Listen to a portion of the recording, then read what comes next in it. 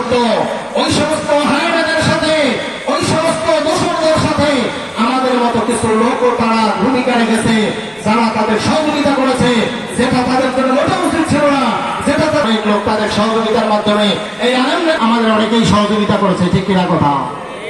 সেই কারণে আমি অনুরোধ করব, এই পথ থেকে আমরা আল্লাহ নিজ কুদরতি হাত দিয়ে এই জাতিকে বাঁচাচ্ছেন, মজলুম মানুষগুলোকে উদ্ধার করেছেন এবং এই মানুষগুলোকে এই ষড়যন্ত্রগুলোর মোকাবেলায় দেশের সরকার এবং আমরা করেছি, ঠিক কিনা কথা? সুতরাং আমরা বলতে চাই, কোরআনের বিজয়ের জন্য আমরা সংগ্রাম করছি।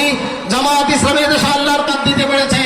এ পর্যন্ত জামায়াত ইসলামীর যত লোক দায়িত্বে নিয়োজিত ছিল, 2 জন চেয়ারম্যান আছেন এবং অসংখ্য মেম্বার আমাদের দায়িত্ব পালন করছেন, সবাই তাদের দায়িত্বে প্রমাণ দিতে পেরেছেন, তারা তাকওয়া আনবেন, কোন দুর্নাম আমাদের নাই, আলহামদুলিল্লাহ। এরকম একজন তাকওয়ার লোকের হাসু আজকে সেদিকে এগিয়ে আসছে, হিন্দু বৌদ্ধ খ্রিস্টান সহ সকল